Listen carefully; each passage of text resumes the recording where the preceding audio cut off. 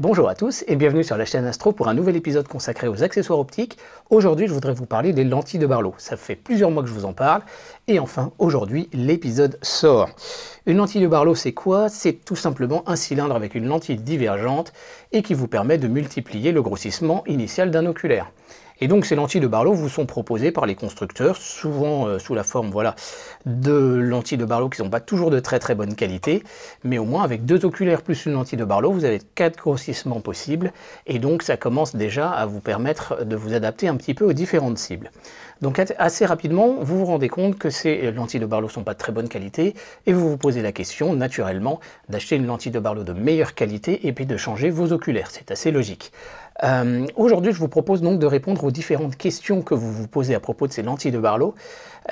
Puisque je vous ai posé la question, dites-moi quelles sont les questions que vous vous posez à propos des lentilles de Barlow. Je vais essayer d'y répondre dans un épisode.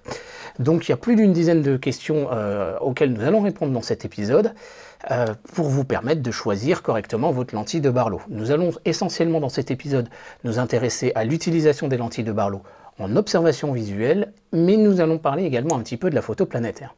Cet épisode, nous viendrons le compléter ensuite dans quelques semaines par deux autres épisodes. Un premier sur lequel nous allons parler des règles de tirage à l'arrière d'une Barlow. Ça, c'est quelque chose qui est assez courant finalement quand on fait de la photo planétaire. En fait, on peut utiliser une Barlow avec un grossissement un peu supplémentaire à son grossissement initial. Et nous parlerons dans un troisième épisode des télé-extenders ou des PowerMate qui sont et des extenders télécentriques qui ne sont pas tout à fait des Barlow, qui travaillent différemment, qui s'utilisent différemment et qui sont un petit peu intéressants quand même à connaître, mais plutôt pour l'astrophotographie. Voilà, et c'est maintenant sur la chaîne Astro.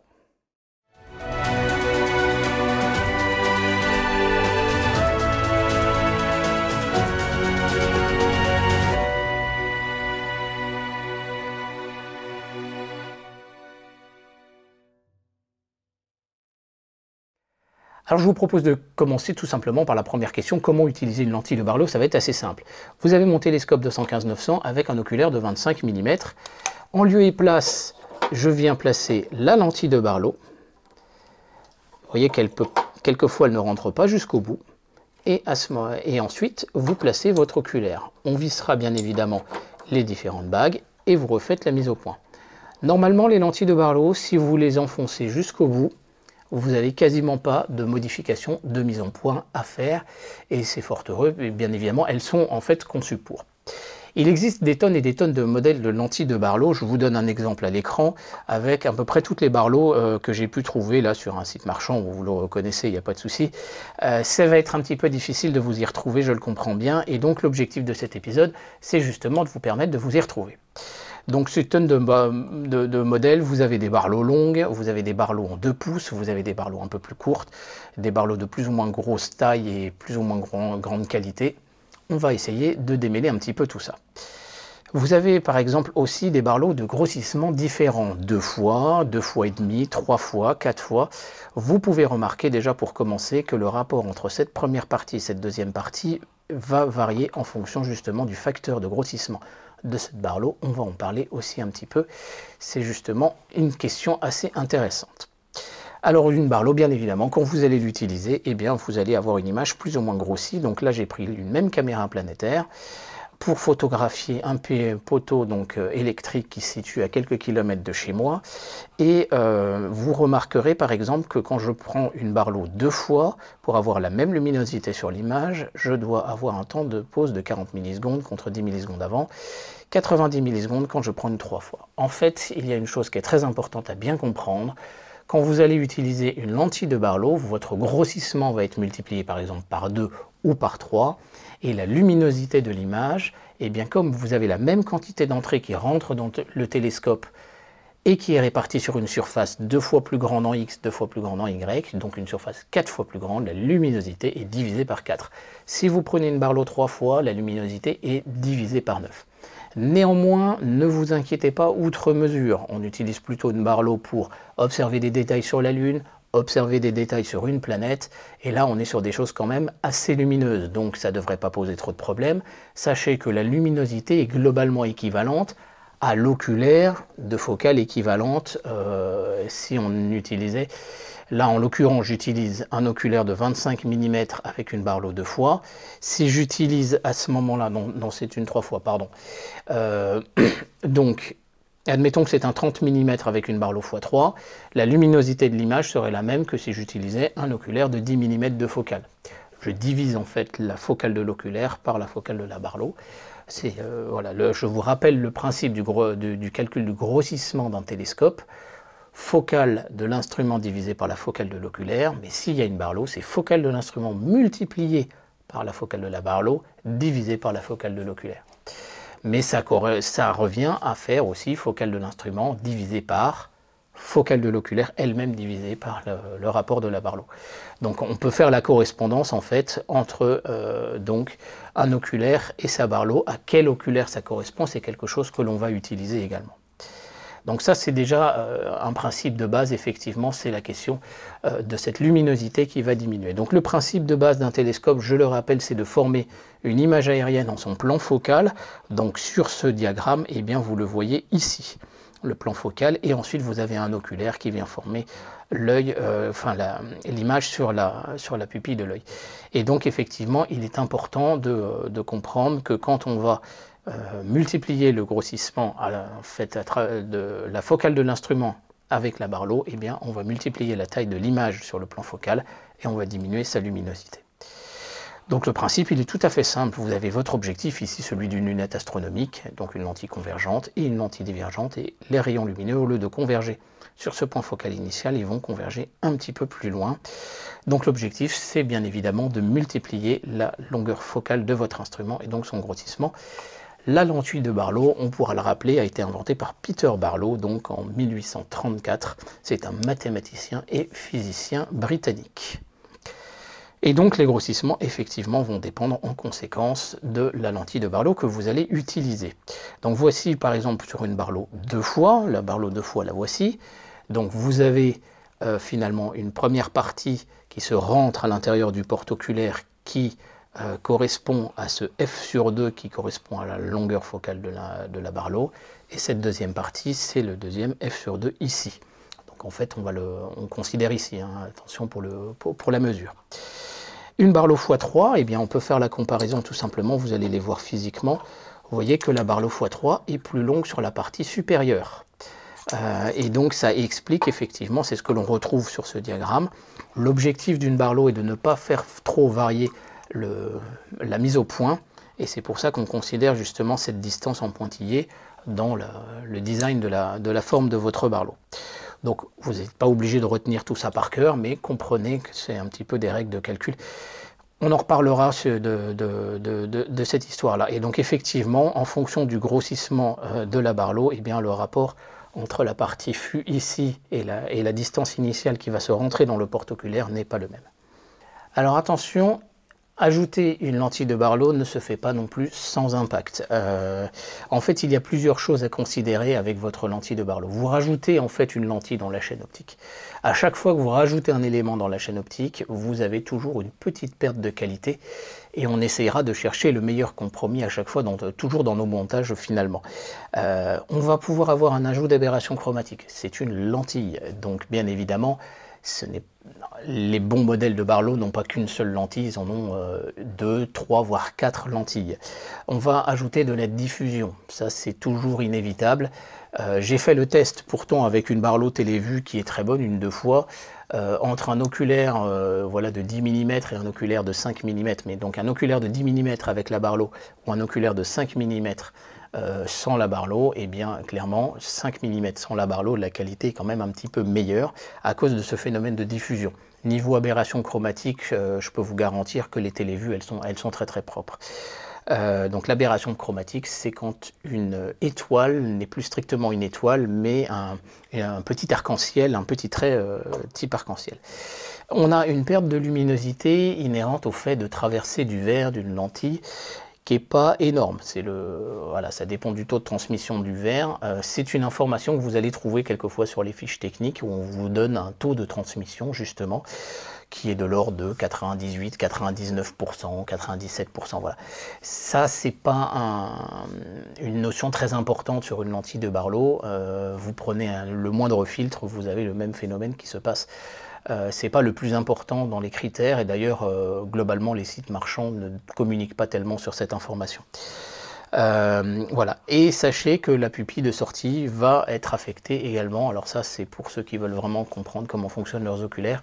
Il est normal que quand on va rajouter une lentille de Barlow, le placement de l'œil soit un petit peu plus difficile derrière l'oculaire. Bon, ça voilà, on ne va pas rentrer non plus dans les détails, mais voilà. Et donc il existe des Barlow à une lentille, 2 lentilles, 3, voire 4 lentilles. Donc par exemple ça doit être sans doute une Barlow à une lentille. Et clairement, la qualité, elle est pas top. Après, derrière, vous avez des produits dérivés, des redresseurs qui redressent l'image, mais qui incluent une fonction un peu de Barlow dedans. Et vous avez des multiplicateurs de focale, donc les extenders, les PowerMate. Ça, c'est autre chose, on en parlera donc dans un autre épisode. Mais il y a un compromis à trouver. Une Barlow va toujours affecter quand même un petit peu la qualité finale de l'image, et donc on utilise une Barlow quand même de façon voilà, adaptée à notre problématique. Donc quel est le grossissement maximal avec une Barlow? Question de Domso.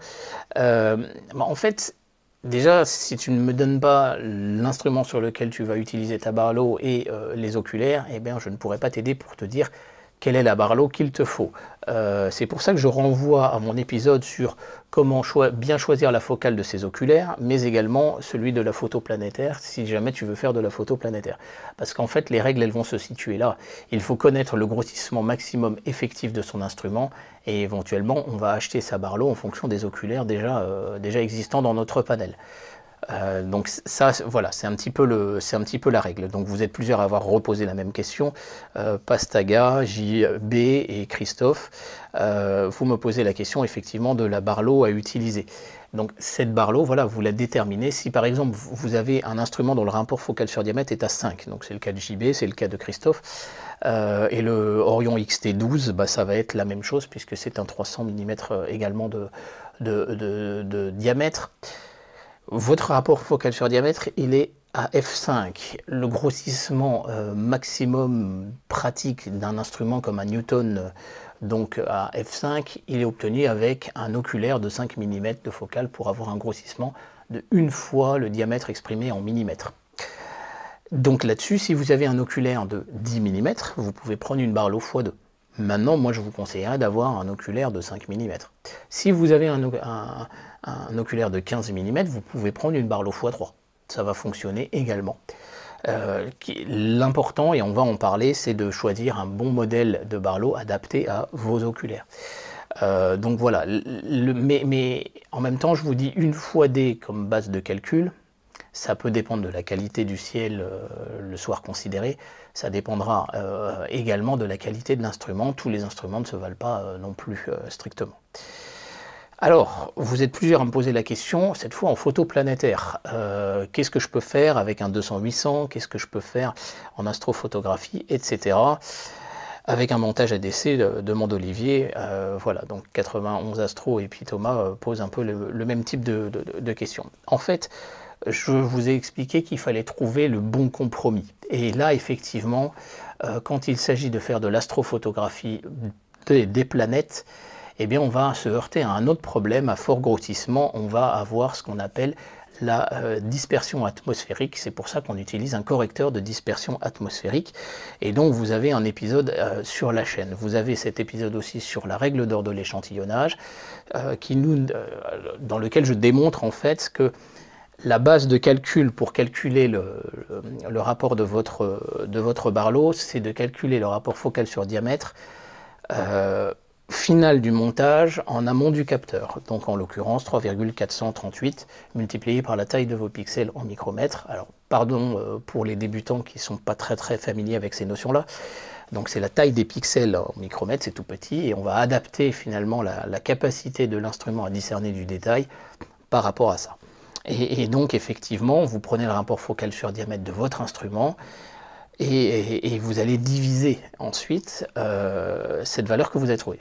Si je prends par exemple cette QHY donc 5.3 224 couleurs, mais c'est les mêmes tailles de pixels que les ASI 120, que les ASI 290 ou ASI 224, donc 3,75 micromètres, le rapport focal sur diamètre adapté pour cet instrument, c'est 12,89. C'est avec la formule que vous le retrouvez. Donc si mon instrument est à f4, je peux utiliser une Barlow x3 par exemple, et là j'aurai quelque chose qui sera pas mal. Donc ça c'est pour répondre à ta question 91 Astro. Et là il faudra adapter. L'intérêt de la Barlow, c'est qu'on va pouvoir jouer sur le tirage pour augmenter légèrement ou diminuer légèrement le grossissement. Et donc on va pouvoir adapter, de trouver un bon compromis. Je rappelle, si jamais je multipliais beaucoup trop, la luminosité diminue, et comme je fais de l'imagerie, je suis obligé d'allonger les temps de pause, ou j'ai une image plus bruitée, ou des choses comme ça. Donc c'est pour ça qu'on va essayer de faire les choses correctement. Je vous renvoie à ces 2 épisodes, les choses sont assez bien expliquées, et donc c'est un petit peu ces règles-là. Donc là, je vous montrais justement cette illustration où la luminosité décroît, et donc avec une Barlow 2 fois, une Barlow 3 fois, mais une petite caméra comme ça qui est rentrante un petit peu dans le porte-oculaire, eh bien j'obtenais effectivement un grossissement de 2 et un grossissement de 3 fois à peu près. Par contre, si je commence à augmenter le tirage derrière ma Barlow, avec par exemple un appareil photo numérique, donc là c'est tout simplement mon Sony A7S que j'avais monté sur ce télescope. Et là j'ai obtenu avec la Barlow 2 fois, eh bien j'ai obtenu un grossissement de 2,88, et là 4,25 fois, j'ai calculé voilà, sur la base de la largeur en pixels, et donc ça c'est quelque chose qui va intervenir dans votre montage avec un ADC. Donc en fait, quand je suis sur mon 400, j'utilise ma Barlow télévue 2 fois, mais en fait je l'utilise plutôt à 3 fois. Et quand j'utilise ma 3 fois, je l'utilise plutôt à 4 fois, c'est ce que j'ai remarqué après derrière en recalculant par l'arrière. Donc c'est vrai que l'utilisation d'une Barlow, voilà. Prenez la valeur absolue que nous avons vue dans ce calcul à 3,438, et dans les faits, vous allez déjà suréchantillonner un petit peu, mais raisonnablement, et ça devrait aller. Voilà, personnellement, je n'utilise donc des Barlow, vous l'avez compris, que finalement avec les montages ADC, et j'utilise les Barlow télévue 2 fois et 3 fois. Sinon, j'utilise simplement les oculaires. Je vais vous prendre un exemple, et même en ciel profond. Si j'observe M13 en plein zénith, je vais utiliser des oculaires seuls. Un 12 mm par exemple, voire même un 5 mm. Et là, je n'utilise aucune Barlow, rien du tout, pour avoir l'image finalement la plus pure possible. Si par contre j'observe même du ciel profond assez bas, si par exemple je veux observer le trapèze dans la nébuleuse M42 d'Orion, voire des amas globulaires plus bas comme l'amas globulaire du Lièvre, là, à ce moment-là, je vais quand même utiliser le montage ADC. L'image, forcément, le fait d'avoir ces différentes couches donc de lentilles et de prismes supplémentaires, elle a toujours un petit peu plus de diffusion, mais dans le sens inverse, comme je corrige donc le phénomène de réfraction atmosphérique, eh bien en fait j'y gagne plus que ce que j'y perds. Donc voilà, c'est à vous de comprendre, c'est à vous de sentir. Au zénith, je déconseille l'utilisation des Barlow. Plus bas, je conseille l'utilisation du montage avec un ADC. Et là, on est plutôt dans le high level. Pour un débutant, bien évidemment, vous pouvez utiliser une lentille de Barlow en complément de vos oculaires pour avoir un range le plus rapidement possible. Mais néanmoins, je préfère vous conseiller d'acheter des oculaires de bonne qualité et pas forcément donc de Barlow. Donc d'avoir un oculaire de grossissement maximum, un oculaire de grossissement minimum. Ça, c'est les 2 oculaires, à mon sens, qu'il faut acheter en priorité. Je vous renvoie à mon épisode, donc comment bien choisir la focale de vos oculaires. Et ensuite, vous avez des épisodes en fonction de votre budget pour vous conseiller quelques bonnes séries d'oculaires. Et après, pour le milieu, vous pourrez le remplacer un petit peu dans un deuxième temps. Voilà. Pour un débutant, c'est ce que je vous conseillerais. Mais bien évidemment, la Barlow peut être utilisée. Donc là, à ce moment-là, on pourra prendre une x2 et puis voilà, faire un range comme ça, donc sans Barlow, avec Barlow, par exemple. Une autre question de Guillaume, est-il possible de mettre 2 Barlow l'une sur l'autre? Eh bien, effectivement, il y a eu beaucoup de polémiques sur cette question-là. Certains disaient non, on ne peut pas le faire, etc. C'est pas simple. Il faut être très honnête, parce qu'une Barlow s'attend, elle a été designée pour avoir des rayons lumineux qui arrivent d'une certaine façon et les renvoyer d'une certaine façon vers un oculaire ou vers donc un capteur d'imagerie. Si vous en rajoutez une deuxième, et bien là, effectivement, forcément, il est moins évident de pouvoir calculer comment les rayons vont rentrer dans la deuxième et donc comment elle va pouvoir travailler. Donc, ceci dit, c'est quelque chose qui peut marcher et vous avez la réponse de Thierry Legault et de Serge Bertorello, je pense que c'est un peu les deux références. Donc, pour des raisons de correction d'aberration, une lentille de Barlow ne travaille pas de manière satisfaisante à n'importe quel grandissement. Donc une Barlow 2 fois travaille entre 2 et 3 fois, c'est la question des tirages, on en reparlera, mais pas vraiment entre 5 et 6 fois. Donc des agrandissements élevés peuvent être atteints avec 2 lentilles de Barlow en série. Les facteurs de grandissement se multiplient. Serge Bertorello va à peu près dans le même sens. Donc on peut employer une deuxième Barlow sur le foyer. Si chacune de ces Barlow est utilisée avec son grandissement théorique, cette association des deux lentilles fonctionne sans détérioration supplémentaire de l'image. Voilà, lui a fait le test avec des Barlow 2 fois, donc identiques. Mais on remarquera quand même une chose très très importante, ajouter un élément optique à la chaîne, donc ça c'est moi qui l'ai rajouté, à la chaîne optique, rajoute toujours de la diffusion et donc sachez que la chaîne optique finale de votre instrument, etc., ne peut jamais être meilleure que le pire de ces éléments. Ça, c'est une règle de base en optique. Chaque élément ne peut que détériorer un petit peu l'image. Donc ça, c'est quand même quelque chose sur lequel il va falloir faire quand même attention. Une autre question de Adam, cette fois. À quoi servent les Barlow courtes, par exemple, celle-ci, la Orion Shorty? Mais une Barlow courte, bon, elle est plus petite à transporter, elle va moins rentrer dans le porte-oculaire, donc ça peut être éventuellement utile. Elle va limiter aussi un petit peu le tilt et le jeu, ça peut nous aider. Mais attention, parce que ces Barlow courtes sont généralement pas des Barlow qui ont été designés en fonction des oculaires qu'il y a derrière, et on va en parler, c'est pas forcément l'idéal. David Negler, donc dans l'épisode là sur le choix des oculaires, un petit peu en parle un peu de ce phénomène, et explique bien la raison pour laquelle Télévue ne propose finalement que des Barlow longues, donc ces deux-là. Pourquoi, voilà, vous pouvez comparer la longueur, hein. La Barlow 2 fois, elle est quand même un peu plus longue chez Télévue que chez Orion. En fait, Télévue propose des Barlow longues parce que ça permet d'avoir des lentilles qui sont moins puissantes, moins fortes. Plus une lentille sera forte, en fait, plus il va y avoir de l'aberration chromatique, etc. Donc, en fait, pour avoir une meilleure qualité, clairement, d'image, eh bien, on prendra des Barlow longues. Et clairement, il y a un impact à ce niveau-là.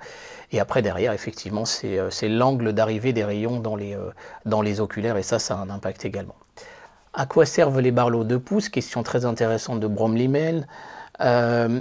En fait, une Barlow 2 pouces, elle va vous servir à deux choses. La première, c'est à pouvoir utiliser des oculaires en 2 pouces. Donc c'est quand même assez intéressant, sachant que des oculaires en 2 pouces, ça coûte déjà assez cher. Donc ça peut être utile de l'utiliser 2 fois. La deuxième chose, c'est que si vous voulez mettre un appareil photo numérique, n'oubliez pas le problème du vignettage. Donc là, je vous ai montré les deux types de montage que vous pourriez faire pour un Sony A7S. Ici, vous avez un porte-oculaire en 2 pouces, vous avez un réducteur en 31-75, une Barlow 2 fois à 31-75, l'adaptateur donc T2 vers l'appareil photo, et vous voyez que le capteur, eh bien, il est tronqué et les coins sont noirs. Par contre, si j'utilise un adaptateur 2 pouces vers M48 et là j'utilise une Barlow 2 pouces, là je n'ai pas de phénomène de vignettage. Alors donc si vous avez un appareil photo en full frame, bien évidemment il faut utiliser une Barlow en 2 pouces. Ça peut être utile par exemple pour faire de la photo de la Lune. Par contre, si votre appareil photo est en APS-C, même le fait d'utiliser un adaptateur 31-75, vous allez commencer à avoir du vignettage sur les coins. Donc en fait, très clairement, si vous utilisez un appareil photo numérique, je vous conseille d'utiliser une Barlow 2 pouces. Alors Matt me pose la question de la qualité des Barlow de chez Télévue. Les Barlow de chez Télévue sont clairement une référence. Moi, personnellement, c'est vraiment le modèle que je vous conseille, surtout si vous voulez faire de l'astrophotographie planétaire, parce que vous pouvez dévisser la lentille et vous pouvez la placer dans l'adaptateur de chez Pyro Astro, devant l'ADC. Je vous renvoie à l'épisode sur les ADC. Mais donc, vous avez toute une explication qui est expliquée finalement par Al Nagler, donc le père de David Nagler, qui a inventé les fameux oculaires Nagler. Et en fait, avec 15 bonnes années de travail, etc., il a réussi à quand même on va dire quasiment éliminer les problématiques de dégradation d'image par les Barlow, à la diffusion près bien évidemment, et on arrive à quelque chose vraiment de très très bon en termes de qualité au niveau des Barlow. Alors il existe des Barlow spéciales, vous avez APM donc qui propose des Barlow qui font également office de correcteur de chroma. Ça peut être justement, si vous voulez faire de la photo de la Lune en haute définition, ça peut être une très bonne solution. C'est une solution. Ceci dit, moi je préfère prendre une caméra planétaire, mais c'est une solution. Vous avez également Bader qui propose une Barlow dont la partie bloc optique se dévisse. Et donc vous pouvez l'utiliser à 2 grossissements, 2,25 fois avec la partie supérieure et 1,3 fois avec la partie inférieure qui se visse sur le pas de vis de filtre de votre oculaire. Vous avez aussi un bloc de Barlow un peu spécial, spécifique pour le zoom mi-hyperion. Vous avez Coronado, mais c'est aussi Bader qui fait ce genre de choses-là spécifique pour l'imagerie solaire. Donc c'est des extendeurs télécentriques TV3, 4 et 5. Elles sont spécialement conçues pour travailler à la longueur d'onde de l'hydrogène H-alpha, alors que les Barlow traditionnels sont conçus pour le milieu de la lumière visible, c'est-à-dire la lumière verte à 540 nanomètres. Donc ça, si vraiment vous voulez faire de l'imagerie solaire et que vous cherchez une Barlow pour ça, intéressez-vous au modèle spécifique pour l'imagerie solaire. Et on en vient au cœur de notre épisode finalement. Quel est le modèle de Barlow qu'il vous faut et qui est adapté à votre besoin? Eh bien moi j'ai envie de vous dire, prenez la Barlow qui correspond à la série de vos oculaires, sauf exception. C'est-à-dire si vous faites de l'imagerie planétaire, prenez les Barlow télévue 2 fois et 3 fois. Celles-là, elles sont clairement le top pour l'imagerie planétaire. Sinon, prenez par exemple, si vous avez des XCell Helix, prenez les Barlow XCell Helix. Si vous avez des Luminos, prenez des Luminos. Si vous avez des Explore Scientific 82, prenez les extendeurs spécifiques qui ont été designés donc par Explore Scientific. Pourquoi? Parce qu'en fait, les rayons, dans la façon dont ils vont rentrer dans votre oculaire, eh bien, ça dépendra aussi de la Barlow, et donc l'oculaire va travailler de façon différente en fonction de la Barlow qu'on va lui mettre devant. Et effectivement, il n'y a pas de secret, chacun garde ses secrets justement, et une Barlow qui est adaptée aux oculaires vous donnera clairement une meilleure image, particulièrement sur les oculaires avec des champs assez larges. Donc on n'utilisera pas par exemple une Barlow Celestron Omni avec des Explore Scientific 82. Je pense qu'en périphérie de l'image vous aurez quelque chose d'assez dégueulasse. Où acheter vos Barlow, vos PowerMate, etc. Je vous remets la carte, vous aurez les liens dans la description des différents magasins. Vous avez 3 magasins qui sont plus particulièrement partenaires de la chaîne Astro. Vous avez Univers Astro, donc le magasin de Guillaume Lemoylic de la chaîne Astronaute. Vous avez Astro Shop également, et vous avez Optique Unterlinden. Mais de façon générale, j'ai envie de vous dire, allez dans le magasin que vous voulez, particulièrement si vous avez un de ces magasins à côté de chez vous, et dites que vous venez de ma part, et encouragez-les justement à se faire connaître auprès de moi, et pourquoi pas à me sponsoriser des épisodes. Voilà, vous savez très bien, je ne fais pas ça pour l'argent, c'est pas la monétisation, enfin les commissionnements qui me rapportent le plus d'argent, croyez-le. Ça ne me rapporte pas grand-chose actuellement, mais c'est pas grave. L'important, c'est que vous trouviez le bon modèle de Barlow qui correspond à votre besoin pour vous permettre les meilleures observations possibles. Vous savez que c'est l'objectif de la chaîne. Donc je laisse mon chat vous souhaiter une bonne journée et des bonnes observations. Voilà, donc j'espère que cet épisode vous aura plu. Pardonnez-moi, il était un petit peu long, mais il y avait beaucoup de questions et j'essaie de vous donner un explicatif le plus exhaustif possible afin que vous puissiez faire vos choix en connaissance de cause. Voilà, je vous remercie de votre attention. N'hésitez pas à partager cet épisode autour de vous. Si vous n'êtes pas abonné, à vous abonner. Et je vous dis à très bientôt sur la chaîne Astro. Merci, au revoir.